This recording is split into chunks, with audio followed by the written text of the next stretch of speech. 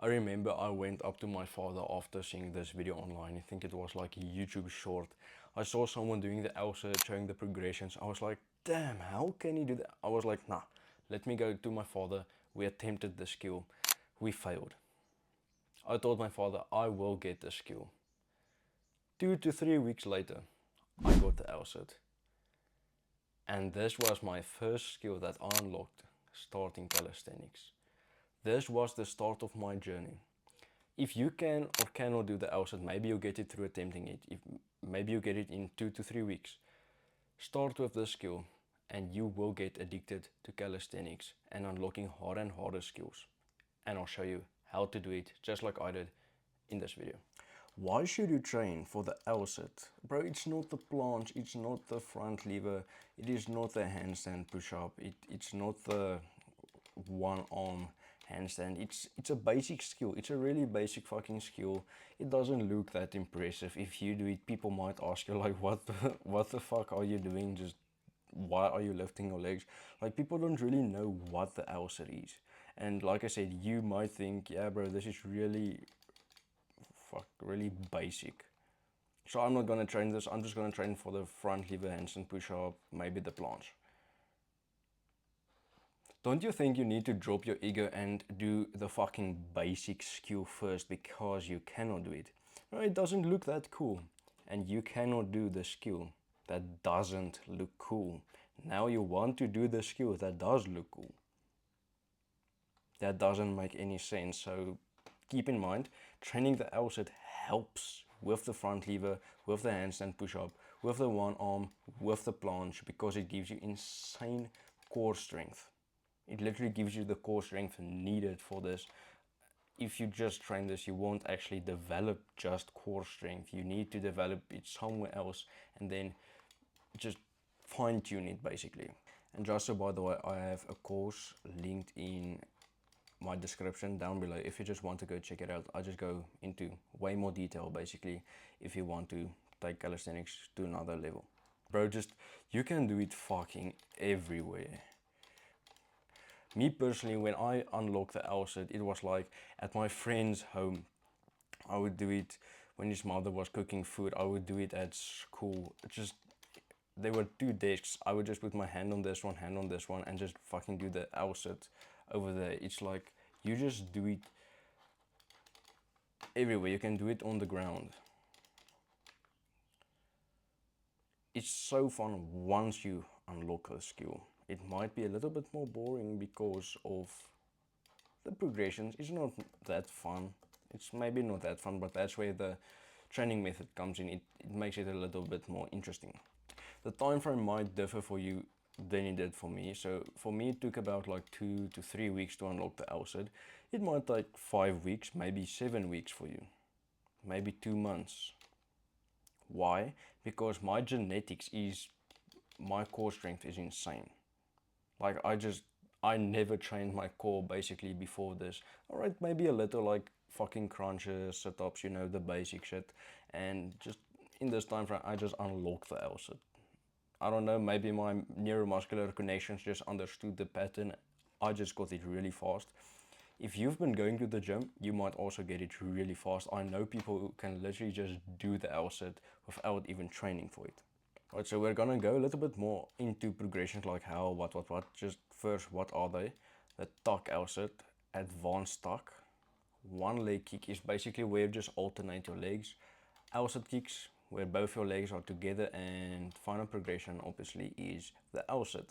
So I'm just gonna tell my editor to upload a video onto the screen right now explaining what the tuck LSAT is, what the advanced tuck, what the one leg kicks, the LSAT kicks, and then finally the LSAT is. So just follow these progressions and implement it. Now you have the progressions, but how do you train them? You train it through every minute on the minute. And how often do you train? You can literally train this like 4 to 5 times a week. Ideally 4. 4 is, I would say, the sweet spot. If you can do it 3 times a week, it would also be fine, but do it 4 to 5 times a week. And this is ideal for you to learn the pattern and for you to get the skill as fast as possible. So just train it 3 to 5 times a week, that would be fine. Why not just train it once? Like you can maybe do it 1 time a week. Bro, it's not how skills work. Yeah, you can maybe do it, but when it comes to pattern and especially statics, it's like the front lever, planche, the handstand, this L sit. These are isometric static holds. They need a specific pattern. Like the muscle up, handstand, push up, they are more brute strength. These skills need you to learn the pattern, and the more frequent. Like there's different training methods. Like I said, we're going to talk about every minute on the minute, but another one is pulling on the frequency lever. This is where you can literally split it up. This is not advised for advanced skills because if you're a beginner, you might get injured. I got injured. I literally injured myself training this way. But with the Elsa, just warm your wrists up and you can be fine to do this. You can train 3 sessions a day. This is called grease the groove. This is basically where you do pretty short, it's like 10 minutes. You do 2 to 3 sets, maybe 3 might be better, just do 3 sets of the progression that you're gonna do. It's as simple as that, just do it, don't go to failure. Don't go to failure.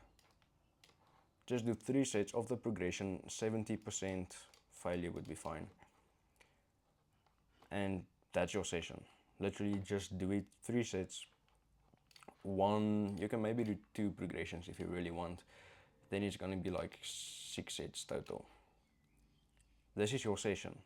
Then you do it 3 times a day. That is where you do it more frequently. So your body learns the pattern over, you just basically do it more. So that's why once a week is not advised. With some, like the strength building skills, this one is a little bit strength. The L-sit, the planche, the front lever, they are strength skills. If you train them 7 days a week, you are not recovering. That doesn't happen. That's why you need to do it maybe, just like I said, 4 days a week is ideal, 3 to 5. Because if you do it too much, you don't recover and you end up stalling or getting injured. What happened to me? Listen, 3 to 5, just listen. Okay, so I gave you the reasons. Just don't be an idiot, just listen 3 to 5 times and you will get the skill. Now let's go a little bit more into every minute on the minute. So basically there are 2 ways. We're gonna go into the easier one first, but just for this video I'm just gonna explain this or it's gonna be too complicated. Every minute on the minute. How it works is you set a timer for 1 minute on your clock.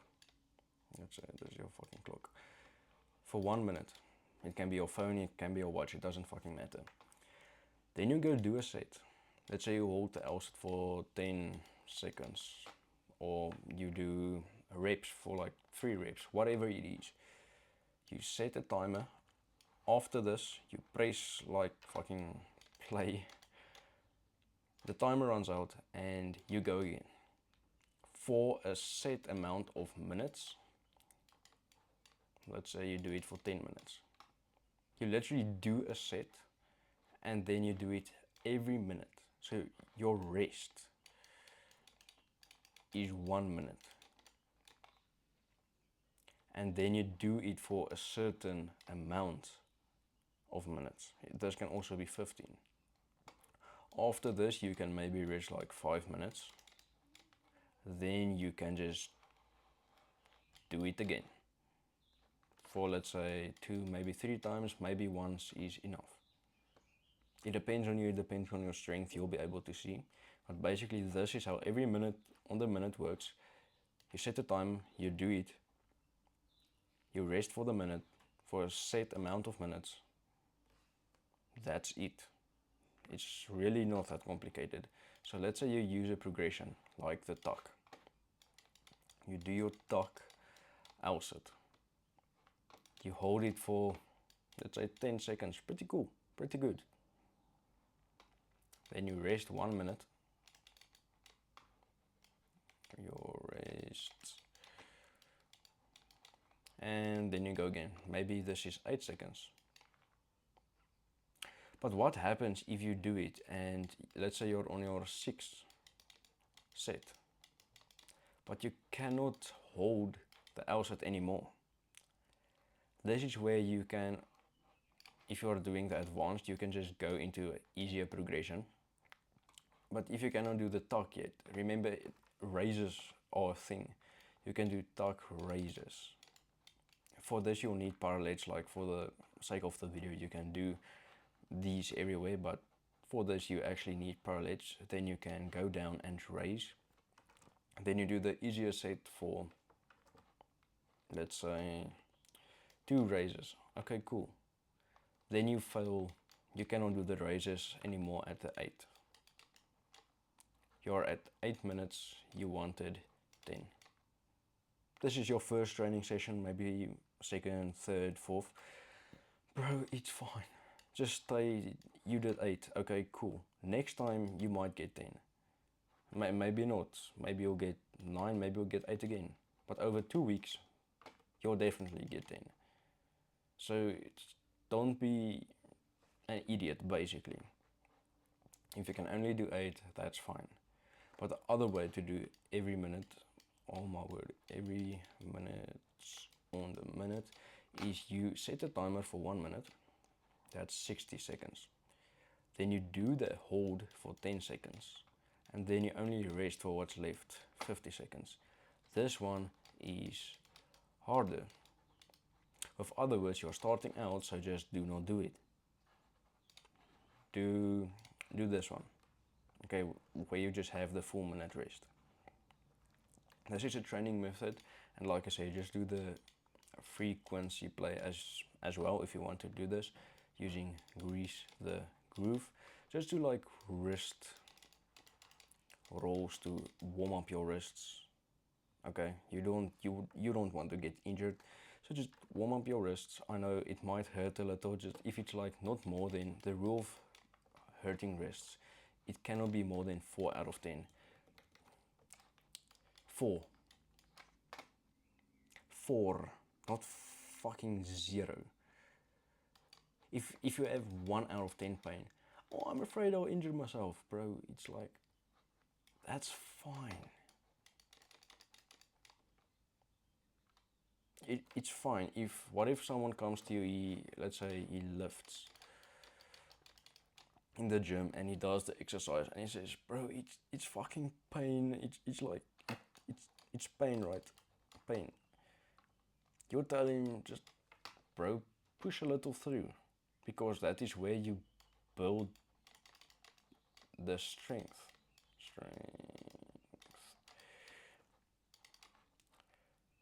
But keep in mind,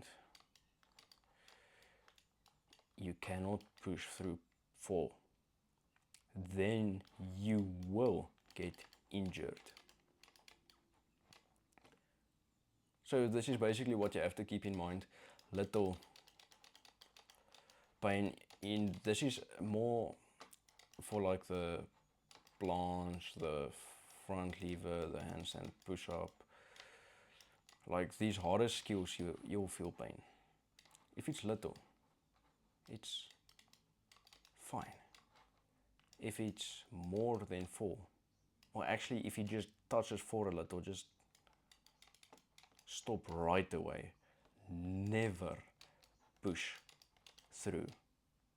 This is where you get injured. Now you might be wondering, can this skill build muscle? You're training, right? You're what? Time under tension. No, you do not build muscle using the LSAT. If you do, it's like a 1/10 of the amount that you do if you would have done like lying leg raises or just any other exercise that you actually move your abs. This is a core strengthening exercise. It does not build, if it does build a little, it's like barely anything. Like, don't count on this to build muscle. It might, but don't count on it. Just do leg raises. We're gonna go into, okay, let me just explain it right now. So like I said, this obviously builds strength, right? But how do you build the strength if you cannot do this? Or if you want abs, okay? So abs are like raises. You can do it hanging. That's where you literally just hang on a bar. This is you, this is your body, and you just lift your legs up. Toes to bar is harder, but it builds abs and it also builds strength for the LSAT. So you probably won't be able to do toes to bar, but if you unlock the LSAT, it's basically all a compound effect in calisthenics. You might be able to do a toes to bar, and you doing toes to bar will strengthen the LSAT. Does it make sense? So if you cannot do the tuck yet, do hollow body holds. This is really just a simple exercise to strengthen your core. If it's too easy, you can hold it like 15 seconds, 30 seconds, let's say 30 to 40 seconds, no problem. Just add like 2 kgs on your feet. And the hollow body hold will definitely strengthen your core for the LSAT. Another one alongside the hollow body hold is you can just do laying leg raises, or it can also be hanging. These 3 exercises, again, this one is isometric, it doesn't really build muscle. These do build insane muscle. Just do these exercises if the LSAT progressions are too hard. And for you to go to tuck, to let's say advanced, it doesn't just happen once this one it's 10, maybe even 20 seconds. It might because like the LSAT is pretty easy, okay? But for you to jump, get between these progressions, you can also shift your legs out into this one, but you won't be able to hold it. Like you go from tuck to advanced, then you go back to tuck. Like you basically just keep on doing this. This is your set. You go back and forth. You're out, in, because you cannot hold the advanced yet. But also keep on training these because they will help you go through this phase to get your next progression. And if the hanging gets too easy, add weight in your feet. Hollow gets too easy, add weight. So yeah, bro, that's it. That's all you have to do. So to sum it up, basically, you do the progressions, you do the training methods, like I said, the every minute on the minute, or you can do, let me just add this, grease the groove. This is your training methods. Use them, and you will make progress in the LSAT. And just train it like 3 to 5 times a week. That would be ideal for you to build the strength for the LSAT. And yeah, bro, that's really it. Eat enough, okay? I don't know if I still have to tell this to some of you. You might be saying, yeah, I eat a lot, I eat a lot. For 1 week, just do me a favor. Download my fitness pal. Download my fitness pal. And for 1 week, check how much you eat.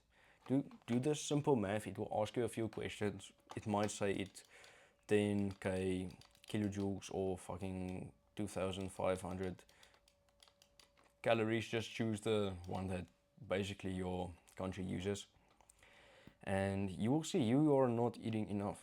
Just eat maintenance or maybe even lean bulk amount and you will progress into LSAT. Can you do other skills like front lever, maybe handstand alongside the LSAT? Yes. Should you train only this if you cannot LSAT? No. But you can always implement some of the progressions with the LSAT, but you need to focus on the LSAT. If you do weights, you can train weights with the LSAT. Just do this first in the workout. Just like I said, it can be 10 minutes of the every minute on the minute, 10 minutes. 10 minutes, that's it. If you want to do it 15 minutes, okay, cool. If you want to do this twice, cool. Just 10 minutes, it's all it takes. 5 times, whatever, a week. Before, not after, your weight session. If you only do calisthenics, yeah, that's gonna be way easier. So basically, if you also want a little bit more in-depth info like this, like I gave you, maybe the every minute on the minute, like this is insane autistic details. You can go into my course, it's in the link, you can just go watch it, my fucking video in front, you can see if it might be for you. If not, totally fine. But there I will cover like the fucking autistic details for the skill you want to learn. Basically, it's on a pre-sale, so it's way cheaper right now, but you can just go check it out if you want to.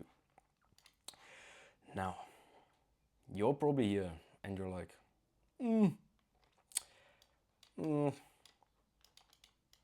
let's say, am I gonna train? You might say, yeah. You might say, yeah. I'll train. Yeah. But will you actually? Like, you're watching this video and it might be, first of all, if you're still in this video after all of this, you have literally 0.1% attention span.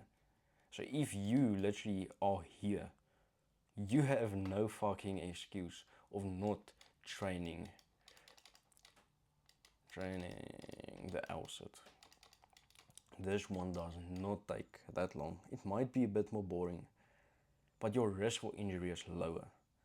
And it's, like I said, it won't take months, maybe 2 if you're like extremely weak, but it won't take you that long.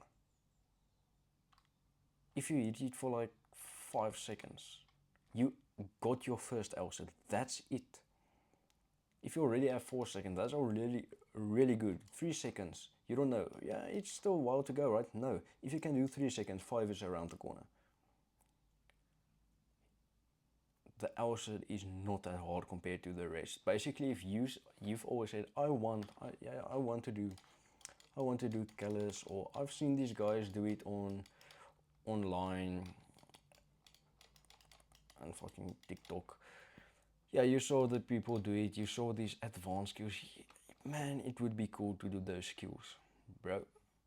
You don't have to go all in from this moment. You should just start. Like, it's my philosophy, like everything I do is on this. Just start now. There's no better time to start now. You don't have to go all in. You just have to start. Just so fucking promise yourself you will get the LSAT, because it's literally, the skills are not genetic.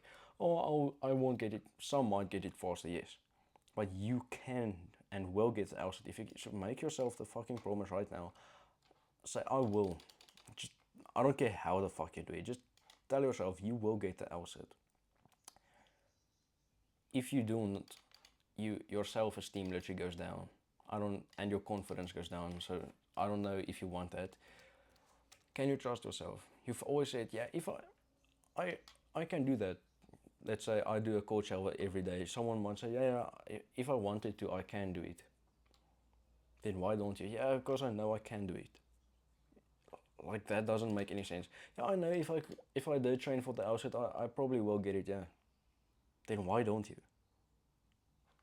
Just start. I don't know. It's so weird. It's actually, I'm not gonna go into a rant right now, but it's the fucking YouTube shorts, the TikTok, the fucking Instagram. It makes your dopamine all fucked and you cannot literally just commit yourself to something. Bro, just start and keep going until you get the LSAT. Once you unlocked a skill, again, maybe after this video, you're just gonna go and attempt it and you might get it. This will be the case for some of you. If not, just get the LSAT. Just get a skill. This is basically, this is how work and basically anything works. You have this, let's just say fucking a line. Okay, it's like a fucking border. You work, you train, you gym, you what. This is the work and the effort that you put in. But if you're not here, you don't see shit. This is for every skill. Like, maybe you see progress in progressions, cool. But it's like this in anything. It's really slow. You might see little to no progress. Once you're here, once you unlock the LSAT, it's like, holy shit, I saw progress, I trained, I worked for it, and I got it. If you already can do the LSAT, okay, cool, just go train something easier. Maybe not as hard as the planche, but you can actually, if you really want to, and you already have the pushing basics. Not gonna go into it in this video. Let's say you unlock the LSAT, or maybe another skill like the 90-degree hold. You probably won't get the 90-degree just by attempting it. You unlock it through work. This will skyrocket your basically motivation to go to the next and next and next level. You just need the first. And the first skill is not you attempting it and getting it. The first skill is you working for it and you getting it. Again, maybe you can do the LSAT, but you cannot do the 90-degree hold. Again, I cover way more info in my course on like every skill if you want. But you need the breakthrough for working for it. Then you will see, you will get addicted to calisthenics. It all starts with LSAT. I don't want to, yeah, I'm just watching the video, okay, cool. No. Now. Start right now. Use all of this, just keep going, and remember, like I said, no better time to start than now. Bye bye.